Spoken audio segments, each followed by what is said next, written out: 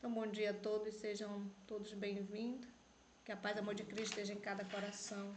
Hoje nós vamos dar continuidade à nossa série, que tem como tema Conhecer Jesus é Tudo. E estamos trabalhando o livro Desejado de Todas as Nações. Hoje, explanando o capítulo 17, com o tema Nicodemos, está conosco o missionário Wanderson Cunha, aqui da Aspar. Bom dia, Wanderson. Seja bem-vindo. Bom dia, Wanderson. Seu microfone está desligado, meu irmão. Opa. Bom dia, estão me ouvindo? Bom dia. Agora sim. Então, com você eu Bem. passo a palavra. Agradecemos a Deus pela oportunidade de estar aqui nessa manhã e podemos estudar a sua palavra, né? É uma maravilha, podemos compartilhar o pouco que temos da palavra do Senhor. E o assunto que nós vamos falar hoje é sobre a história de um grande homem que se encontra no livro de São João, capítulo 3, do versículo 1 até o versículo 17. Vamos relatar a história de Nicodemos. Quem foi esse homem? Né? Uma pergunta interessante, porque do tempo que eu aceitei a Jesus Cristo, são poucos comentários que eu vi falar sobre esse homem, sobre Nicodemos. E eu estudando a sua história, eu vi que ele realmente foi um homem de extrema importância, né, para a pregação do evangelho naquela época, onde em uma só geração o evangelho foi pregado no mundo todo através de 12 homens, em uma só geração. Nós entendemos e vemos que Nicodemos, na época, ele ocupava uma posição de alta confiança em toda a nação judaica. Ele tinha um entendimento de uma grande educação e, acima de tudo, ele era dotado de talentos extraordinários, sendo, além disso, honrado em todo o Conselho Nacional do Sinédrio. Ele era considerado um príncipe. Nicodemos era considerado um grande príncipe. E ele era um cidadão, uma pessoa que era justo. Nicodemos era justo. Só que ele acreditava que a salvação era através das obras. Ele se vangloriava também das boas obras em que ele fazia. Ele pensava que a salvação viesse de lá. Só que quando ele esteve em contato com Cristo, agora ele vê que a salvação não é da forma que ele estava pensando. E antes disso, esse homem, ele sempre estudou as profecias para poder entender sobre aquele que há de vir, ou seja, sobre o Messias. Ele sabia que a servidão dos judeus a um povo pagão, a um povo rebelde, era resultado dos guias de Israel daquela época. Era o resultado do povo, não daquela época, mas do passado, devido à desobediência e à incredulidade da nação judaica. Agora aquele povo ele foi levado cativo para a Babilônia, através de Nabucodonosor, e depois de muito tempo eles voltam do cativeiro. Depois de mais de 70 anos eles voltam do cativeiro. Então ele conhecia a história e sabia que o povo tinha entrado em pecado, e através disso eles foram banidos de Jerusalém, foram expulsos, mas depois voltaram quando se arrependeram das suas falhas. Então esse homem, Nicodemos, ele conhecia todos esses assuntos, sabia disso tudo, de todas essas histórias, e ele tinha medo de que a nação, no tempo que ele estava vivendo, estivesse cometendo o mesmo erro que cometeu no passado, de renunciar às verdades, de não aceitar as verdades presentes. E naquele tempo, quem era a verdade? era Jesus. Diz aqui o texto: desde que ouvira Jesus, Nicodemos estudar ansiosamente as profecias relativas ao Messias. E quanto mais procurara, tanto mais forte era sua convicção de que era aquele que havia de vir. Então, quanto mais ele estudava a Bíblia, vamos supor, mais ele tinha certeza de que aquele realmente era o Messias. E de Nicodemos, em seu coração, o Espírito de Deus já estava trabalhando no coração daquele homem. Ele tinha um grande desejo de ter uma conversa com Jesus, de ter uma entrevista com ele, mas ele recuava a ideia de tentar buscar Jesus abertamente. Por quê? Porque ele ocupava uma grande posição, e certamente um príncipe judeu, membro do Sinédrio, agora se ele fosse encontrar com Jesus, um homem que havia sido conhecido há pouco tempo e odiado por todos, quase todos, ele ia ter problema no seu encargo, ele ia ter problema no seu governo, talvez ele poderia ser até expulso do seu cargo. E para aquelas pessoas da época, a posição era tudo. Mas mesmo assim, ele decidiu ter uma entrevista com o Rei dos Reis à noite, quando todo mundo estava dormindo. Agora Nicodemos, um príncipe do Sinédrio, um homem de grande autoridade, vai ter uma audiência humilde com Jesus, com Deus. Então isso é muito interessante. E agora vemos aqui no livro de João, diz assim, João 3, versículo 2: este de noite foi ter com Jesus e lhe disse: Rabi, sabemos que és mestre vindo da parte de Deus, porque ninguém pode fazer estes sinais, senão tu, que vieste de Deus. A isto respondeu Jesus: em verdade te digo, que se alguém não nascer de novo, não pode ver o reino de Deus. Então agora, Jesus, ele faz essa pergunta para Nicodemos: quem não nascer de novo, não pode ver o reino de Deus. Só que Nicodemos, naquele momento, ele não conheceu Jesus como Messias, mas apenas como um mestre enviado por Deus. Naquele momento ele não reconheceu Jesus como o Rei dos Reis, ele não conheceu Jesus como aquele que viesse remir Israel. E outra questão, Nicodemos, ele foi cheio de argumento ter essa entrevista com Jesus, porque ele pensava que ia ter um debate, ele pensava que ia ter uma discussão,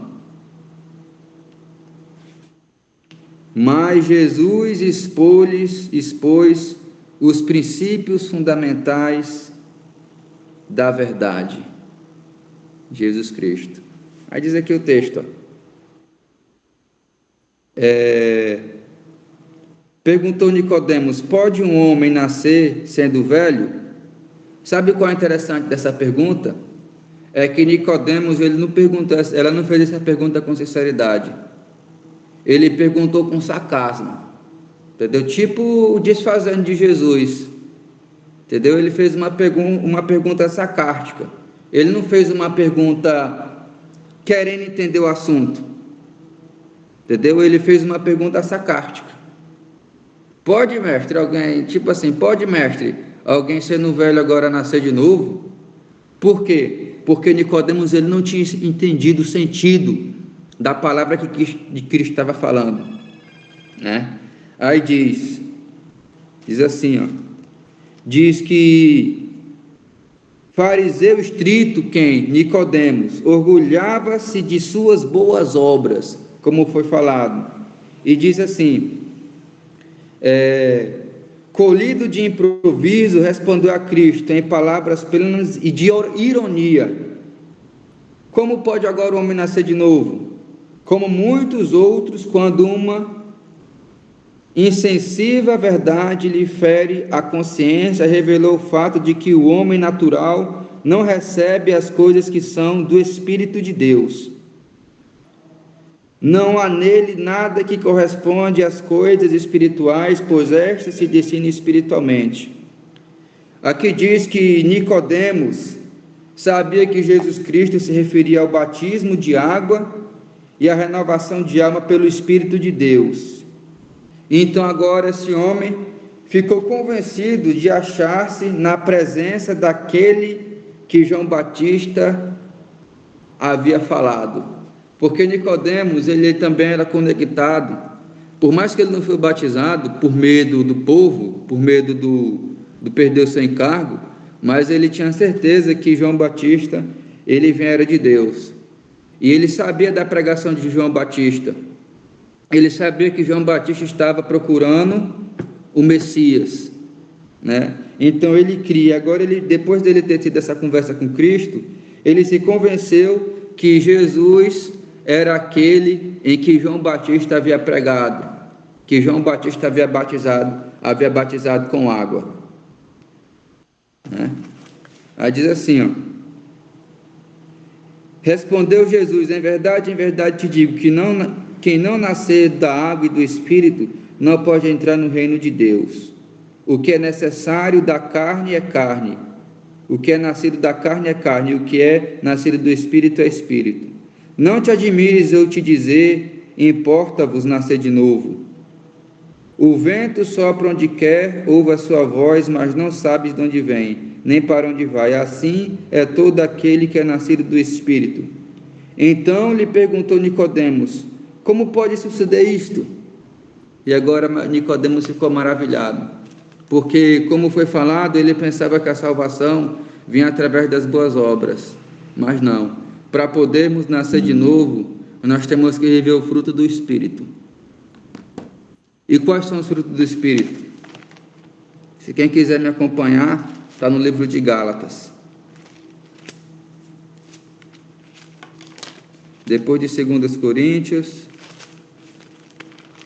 Gálatas capítulo 5 e o versículo 23. Mas o fruto do Espírito é amor, alegria, paz, longanimidade, benignidade, bondade, fidelidade, mansidão, domínio próprio. Contra estas coisas não há lei. E os que são de Cristo Jesus crucificaram a carne com as suas paixões e concupiscências. Então esses são os frutos do Espírito. E quais são os frutos da carne? Versículo 19. Ora, as obras da carne são conhecidas e são prostituição, impureza, lascívia, idolatria, feitiçaria, inimizades, porfia, ciúme. Interessante, o que o ciúme faz? Destrói. O que discórdia faz? Causa morte. Lascívia, idolatria, feitiçaria, inimizade, contenda, porfia, ciúme, iras, inveja, bebedice, glutonarias e coisas semelhantes a estas, a respeito das quais eu vos declaro, como já outrora. Vos previne que não herdarão o reino de Deus os que tais coisas praticam. Então Jesus Cristo quis falar para Nicodemos e falou que para poder nascer, para poder receber o reino do céu, ele tinha que nascer de novo. Ou seja, ele tinha que deixar de praticar as obras da carne e agora praticar as obras do Espírito, né? Benignidade, bondade, fidelidade e mansidão. E a questão é essa, trazendo por dia de hoje, para a nossa época: será que nós estamos vivendo os frutos do Espírito ou nós estamos vivendo, fazendo a vontade da carne? Porque Nicodemos, ele foi um homem que ele podia ter feito mais. Nicodemos, ele podia ter feito mais. Se Nicodemos, ele tivesse aceitado a Jesus antes, no começo, Talvez ele podia ter sido até um dos 12. Mas Nicodemos, ele demorou mais de 3 anos para poder aceitar Jesus Cristo de uma forma real. Depois que Jesus Cristo falou essas palavras, que se encontra aqui no livro de João, vamos voltar para lá. Daniel, Lucas, João capítulo 3. Essas palavras assim, ó. Então lhe perguntou Nicodemos: como pode suceder isto? Acudiu Jesus: tu és mestre de Israel e não compreende estas coisas? Em verdade te digo que nós dizemos o que sabemos e testificamos o que temos visto. Contudo, não aceite o nosso testemunho.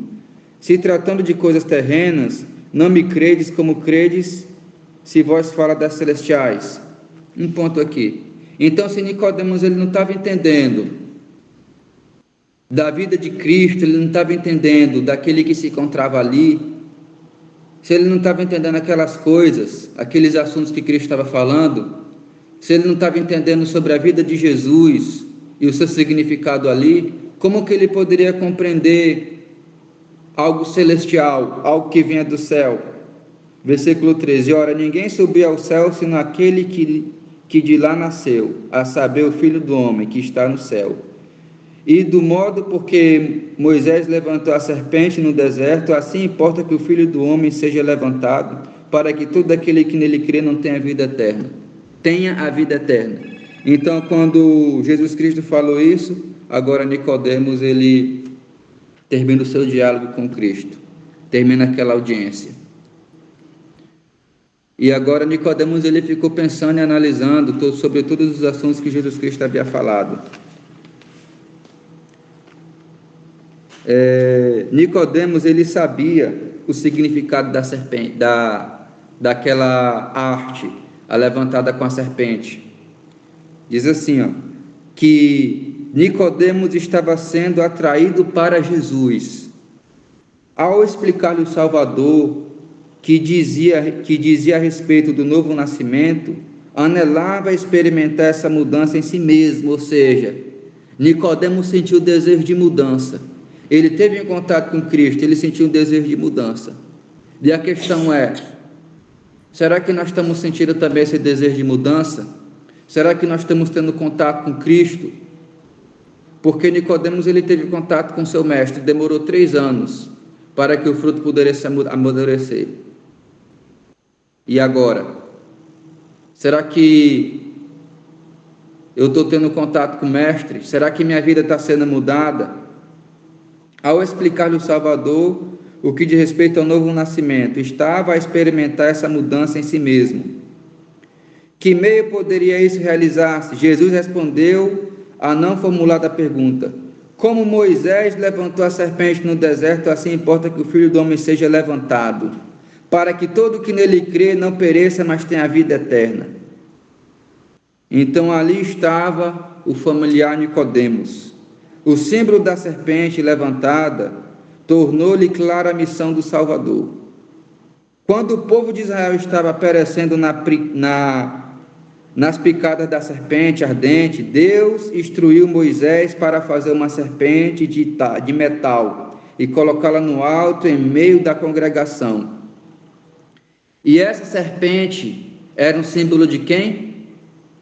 Era um símbolo de Cristo.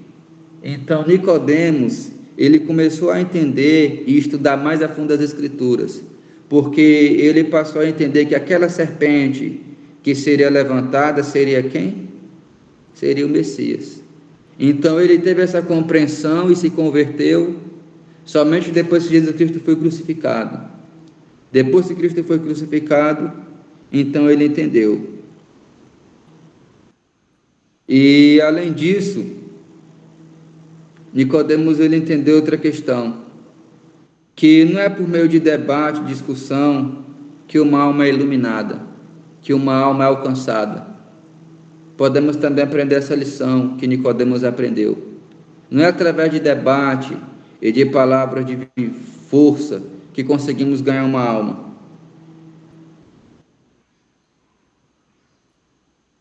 Nós devemos olhar e entender que Nicodemos recebeu uma grande lição e levou consigo para a vida toda. Ele teve a oportunidade de conversar com o mestre dos mestres, e quando ele viu a mansidão do mestre Jesus, agora ele entendeu que somente através do novo nascimento é que nós podemos ser uma nova pessoa. Todo dia nós temos que estar nascendo, renovando as nossas forças, buscando, todo dia. Por quê? Porque essa é a única forma de alcançar o céu. Moisés levantou a serpente no deserto. Jesus Cristo foi crucificado. Foi levantado para que todos que viessem, que vissem a Ele, que fossem a Ele, pudessem agora obter a salvação da vida eterna. Na entrevista com Nicodemos, Jesus desdobrou o plano da salvação e sua missão ao mundo. Foi contado a Nicodemos. Em nenhum de seus posteriores discursos explicou tão plenamente, passo por passo, a obra necessária ao coração de todo aquele que quisesse herdar o reino do céu, que é nascer de novo. Hoje nós temos tido uma grande oportunidade, porque hoje nós vivemos no período da graça, onde temos uma grande oportunidade de salvação. E somente aquele que aceitar Jesus como seu Salvador pessoal pode ter essa oportunidade. Se tivermos um encontro com Deus, assim como Nicodemos teve, sede de buscar e humildade de aceitar a verdade, então dessa forma podemos obter a salvação. Contando mais a história desse homem, desse grande homem, diz que Nicodemos ocultou a verdade no coração por mais de 3 anos, um pouco mais de 3 anos. Jesus, ele conhecia o solo em que a semente tinha sido lançada. As palavras dirigidas à noite a um ouvinte na solitária montanha não foram perdidas, foram palavras de vidas. Durante algum tempo, Nicodemos não reconheceu sublimemente a Cristo, mas observava-lhe a vida e ponderava-lhe os ensinos. Repetidamente no conselho do Sinédrio, frustrou os planos dos sacerdotes para o destruir. Quando afinal Jesus foi erguido na cruz, Nicodemos relembrou do ensino que tivera com o mestre. Como Moisés levantou a serpente no deserto, assim importa que o Filho do Homem seja levantado, para que todo aquele que nele crê não pereça, mas tenha a vida. À luz daquela secreta entrevista, iluminou a cruz do Calvário, e Nicodemos teve o privilégio, viu em Jesus o Redentor do mundo. Agora, através daquela conversa, Nicodemos agora se torna convertido através da morte de Cristo. Olhando para a cruz, ele entende todo o plano da salvação. Então, depois da ascensão de Cristo, o que Nicodemos fez?